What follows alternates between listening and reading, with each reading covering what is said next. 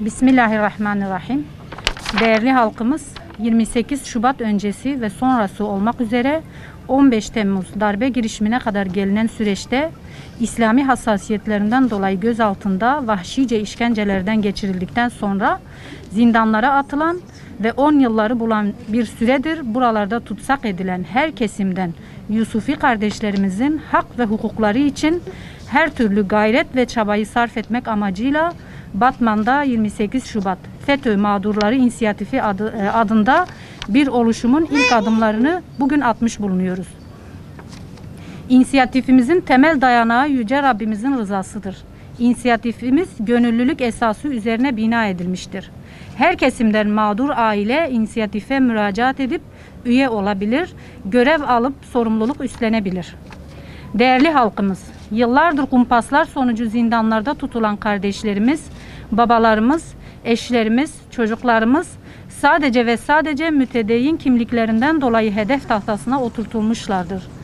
Bu insanların masumiyeti her geçen gün daha bir iyi anlaşılmakta ve zamanında oynanan tiyatroların perde arkası gün yüzüne çıkmaktadır. Geçen her zaman bu masum insanların demir parmaklıklar arkasında kalmasına neden olan ve bunda direten sorumluların boynunda bir vebaldir.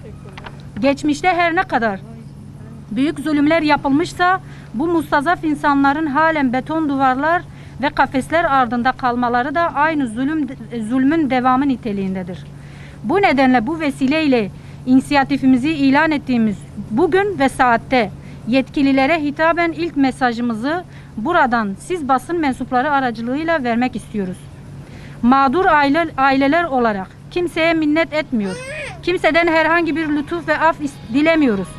28 Şubat ve öncesinden son yaşanan FETÖ tecrübesine kadar olan zaman diliminde İslami kesimlere yapılan haksız, hukuksuz baskılar, operasyon ve algılar sonucu tutsak edilen kardeşlerimize haklarının geri verilmesini ve bunun için de gerekli olan süreç ne ise işletilmesini talep ediyoruz.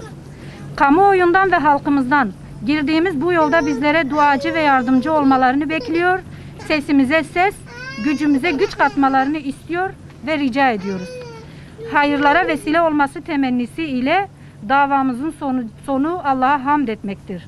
28 Şubat FETÖ Mağdur Aileler İnisiyatifi.